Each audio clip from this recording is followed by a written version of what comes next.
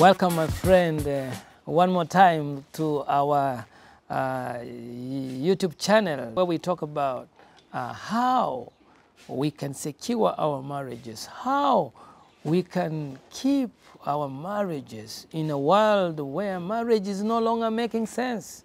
Yeah, many young people are no longer interested in the thing that called marriage because of the fact that many marriages are breaking down in the world that we're living in, this 21st century.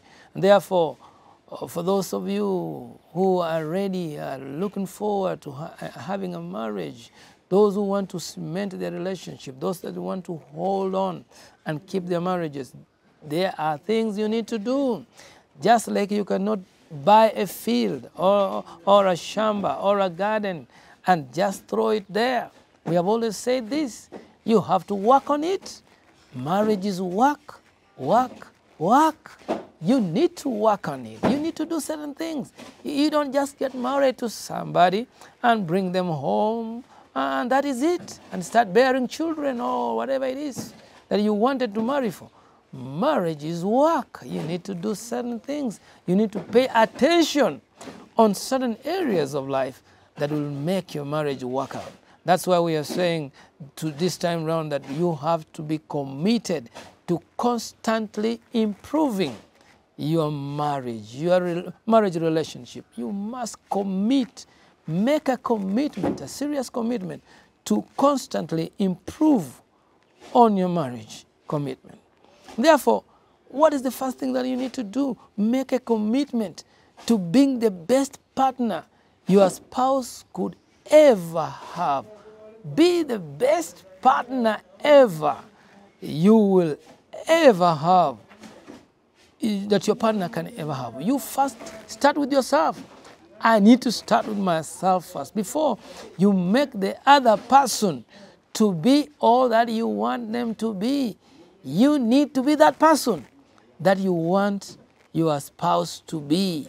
Okay? Be the first one. Improve yourself first.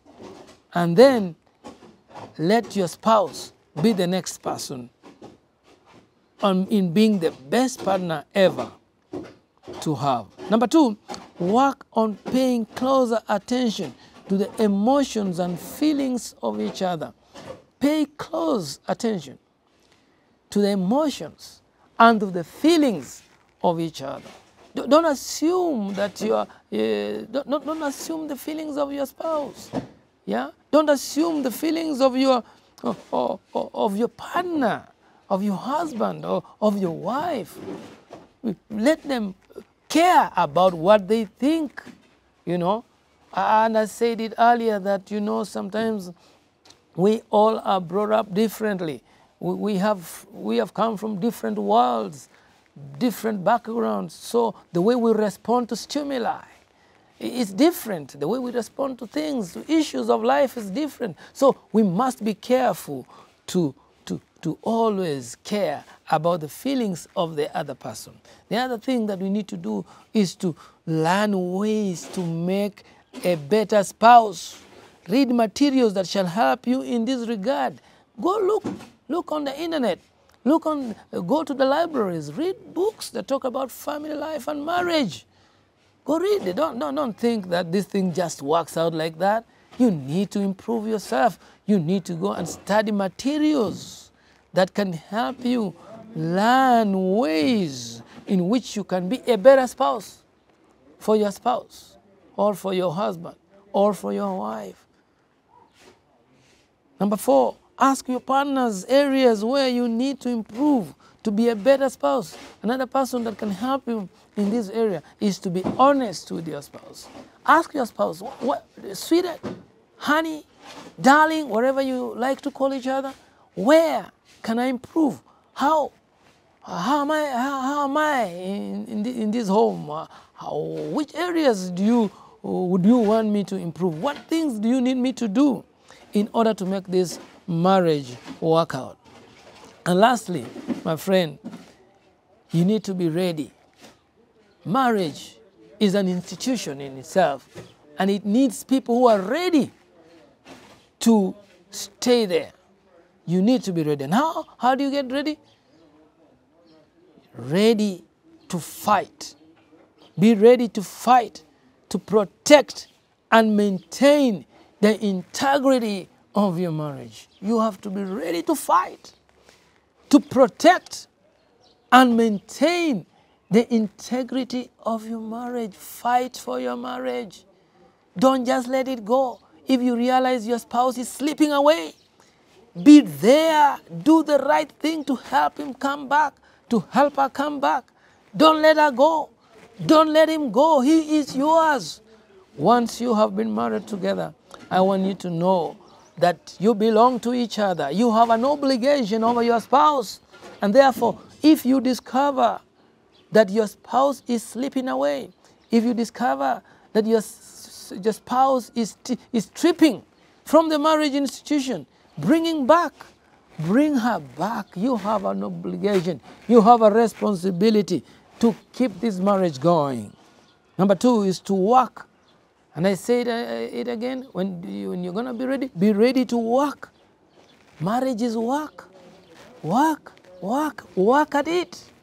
Work at whatever it is, whatever fox is coming into your garden to spoil it out for you guys. Work it out. Remove it from your vicinity, whatever it may be. Be ready to stand on guard.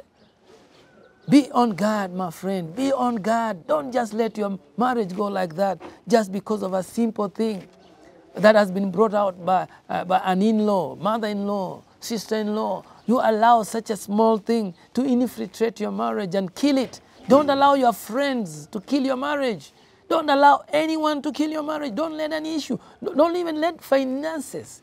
Many people allow finances to break their marriages because of money, loss of a job. You allow just loss of a job to make you people part ways. Is it money which brought you together? And if it is, then too bad. But one thing I know is that money is not a strong enough reason why a marriage should come together or a marriage should break. So my friend, don't allow anything, whatever it is, loss of a job, loss of money, nothing should really make you lose out on this marriage institution. And lastly, my friends, you need to be ready to apologize. Be ready to apologize. Readily, profusely, and sincerely. Even when you think you are right, sometimes it is good to just settle this matter and move on. Apologize. Say, I'm sorry. In Africa, many men don't think that saying I'm sorry is anything. They think that telling a wife or a woman that I'm sorry is demeaning themselves. You don't demean yourself, my brother, my friend over there. You don't demean yourself when you tell your spouse, I'm sorry, I did it, I'm sorry, even when you think that really you have nothing to apologize for. Even when you think that she is on the wrong or he is the one who is on the wrong. Even when you think like that, just apologize for the sake of it so that you can do away with whatever it is that is infiltrating into your marriage relationship, something that is going to make you miss out. And lastly, as I said, make sure that for the worst, you didn't marry an angel. Be ready. For the worst, you can be sure like this, you didn't marry an angel. And you are not one either. Okay? Remember, you did not marry an angel, and you are not one either. You're not an angel. You're human. Human beings make mistakes. Remember, angels don't get married. And if they got married, it is not here on earth, not even in heaven. Bible says that when we go to heaven, we shall be like angels who don't get married. And therefore, for any reason at all, whatever mistake, whatever error that can happen in a marriage relationship, a person that you made your vows with and said that until death do us part, for better, for worse, there are reasons why we take those vows that let this thing happen for better, for worse, for richer, for poorer, in sickness and in health. We say those things because we understand the pitfalls that are there in a marriage relationship. And therefore, my friend, if you are going to keep your marriage safe, secure, divorce-free, you have to learn to do some of these tips that we have been saying in this channel. Until another time, when we shall come up with another topic on this family channel, I want to wish you well. My name is Clifford Mobisa Ratemo. As always, your family doctor, or if you wish, Pastor Clifford Mobisa Ratemo.